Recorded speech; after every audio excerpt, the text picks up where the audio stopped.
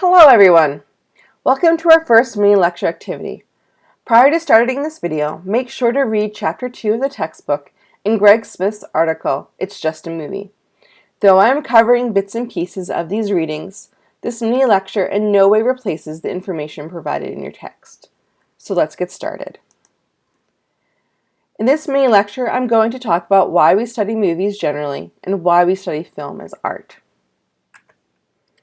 Our case study for today is the MCU's Black Panther, directed by Ryan Coogler, released back in 2018. I assume you're familiar with the film. I have seen gods fly. I've seen men build weapons that I couldn't even imagine. I've seen aliens drop from the sky. But I have never seen anything like this. How much more are you hiding? So Greg Smith goes through a variety of arguments for why we study films in his article. And today I'm going to run through a few of those in relationship to Black Panther. To start, nothing in film is left to chance. Film is highly constructed. For example, the costumes researched for 6 months and brought together a mix of indigenous African design elements to create an Afrofuturist Wakanda that makes meaningful nods to tradition and culture, like the sacred geometry of the triangle with futuristic technologies. Now, we've been told that we're quote-unquote reading into films. However, films rely on audience experiences in order to make meaning. The superhero genre informs the story because the audience has a set of expectations for that genre. We know that there is good and evil. We think we know what that looks like based on our previous experiences with superhero films. And yet, a movie is not a telegram. Who is the villain in the story? Well, that depends on who you ask. What a film says is entirely dependent on the audience interpretation. It cannot make one clear statement, only a general one that can mean many things. There's no such thing as just a movie.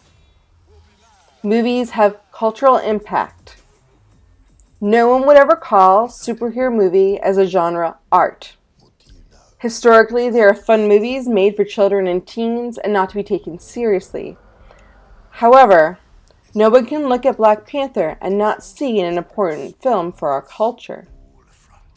Black Panther made $659 million in the box office in the US and $1.29 billion with a B globally. Entertainment is the #1 export from America. It is also one of the many ways in which we continue to dominate other cultures. More importantly, Black Panther is a superhero movie that centers people of color as kings, as scientists, as warriors, and as heroes. It provides representation long overdue. But the film also explores the multiplicities of blackness, the difference between what it is to be African as opposed to African American. Now, we are also accused of ruining a good movie, but you can't analyze a film to death. However, I would argue that analysis can only ruin a poorly made movie of its fun, but it can enrich a well-made, fun movie into art. For instance, one can see the references to the 1970s Black Power movement and can get more out of the film's political message. When we were discussing the reasons why we analyze film, I want you to know that every media text can be a meaningful media text, from the big blockbuster to the indie film to the Lifetime made-for-TV movie.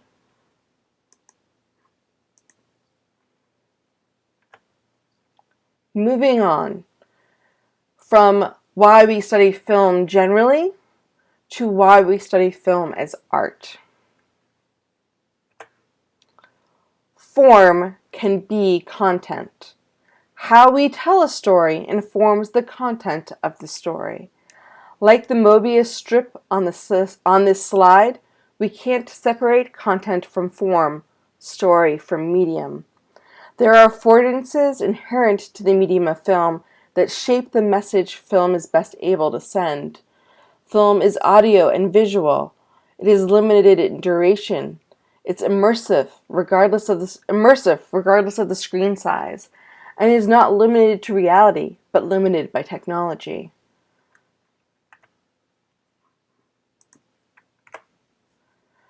The formal conventions and limitations of the medium, the style and aesthetic, can change our understanding of the content. Matt Madden, in 99 Ways to Tell a Story, Exercises in Style, plays with the ways in which changing art style and form can change story. Here we see the template he creates for this exercise. A simple story of a man standing up from his home office computer, going downstairs, asking someone the time, opening the fridge, and wondering what he was looking for. In comic form, this is 8 panels on a page. In filmic form, this is 8 shots in a scene. However, change the aesthetic elements of the page, and the same story can become an epic tale of a superhero interrupting work to stop a bad guy with a tagline, "What time is it? It's pummeling time," with the bad guy ultimately ending up in the fridge and our superhero wondering what he was doing. The same 8 panels or shots, including one montage panel, but the aesthetic elements have drastically changed. The character's clothes, setting, and props, or mise-en-scène, has changed. We've gone from black and white to color, changing the cinematography, and with that montage panel, our editing has changed. The formal elements change the meaning of the text, even as the overall story, man working stops, asks the time, and checks the fridge, remain the same. Change the formal elements drastically by changing the aspect ratio and direction of the content moves on the page or screen, and the same story can become experimental modern art. That's why we can tell the same story over and over again in the same medium and yet have unique experiences. Here we see different versions of Beauty and the Beast, each with its own aesthetic, style, and feeling, yet all movies telling the same story. The feelings a work of art is intended to evoke are coded in the film itself, based on style. Here we see a page from Junji Ito's Yonenmu, which at first glance invokes horror. However, upon closer inspection, we see that this is just a cute cat story, where an owner wants to kiss and cuddle their cat and gobble them up. For cat people, this story is familiar. Of fans of horror, they can imagine the scenario differently, purely based on style. Everyone experiences the same movie differently, based on their own circumstances, personal background, knowledge, and culture. Our emotional experience of the film is complicated and is impacted by the formal elements of the film. What meanings we get out of a film are layered. There are referential meanings, meanings within a film that rely on familiarity with significant places or things. We call these homages or intertextuality. And rely on our knowledge and feelings of past events, past media experiences. There's explicit meanings, meanings that are openly asserted, what is literally there on the screen for us to see. There's implicit meaning. This is our interpreted meaning. What is insinuated to happen off screen, or how we interpret the connections within a film. And there is symptomatic meanings. The abstract general meaning that depends on social ideology. How we pull meaning from a film as it applies to our real world. The underlying values a film encourages in its audience. Here we see referential meaning in homages to classic films like Singing in the Rain and Great Gatsby.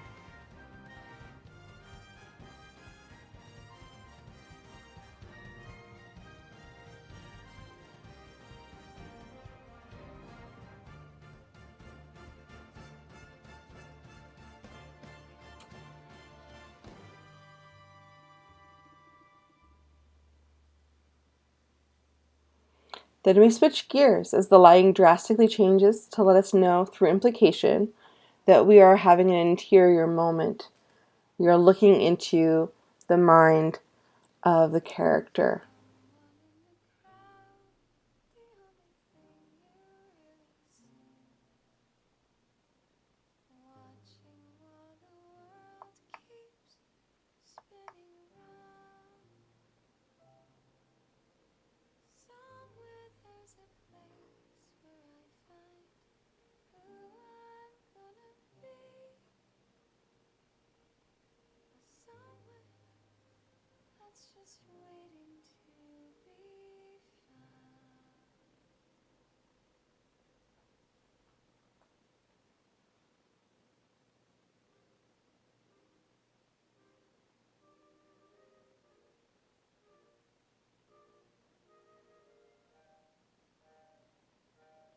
Explicitly, we see people at a party, dancing and having a good time, except for our lead.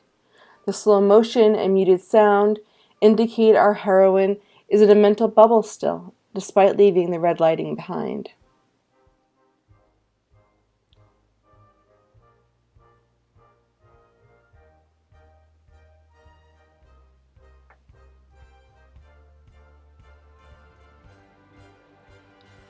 This aesthetic is broken with the driver, which leads us to another referential sequence, as the water and dancing are linked with Busby Berkeley musical numbers from the 1930s and 40s.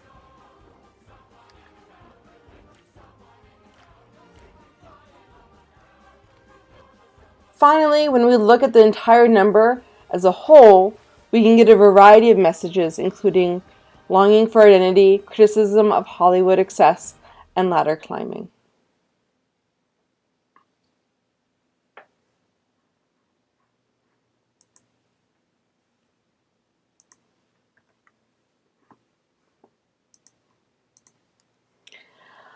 There's no such thing as good or bad movies in this class. There are poorly executed movies and artful movies. There are meaningful movies and empty movies. There are movies with poor acting and beautiful scripts, and movies with fantastic special effects and incoherent editing. There are movies that are thoughtful in their messages, and others who don't even realize the values they are passing on to their audience.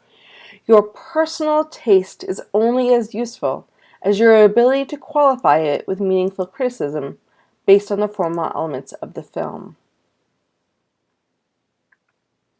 To better understand why you like or dislike a film, consider asking yourself these questions to start your analysis rolling.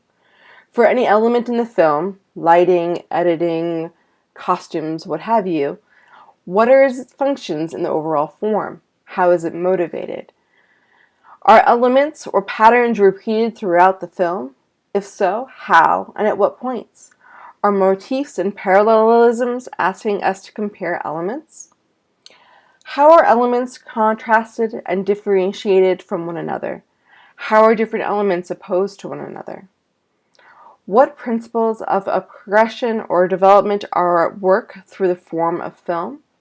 Does a comparison of the film of the beginning and the ending point towards the film's overall form? And finally, what degree of unity is present in the film's overall form?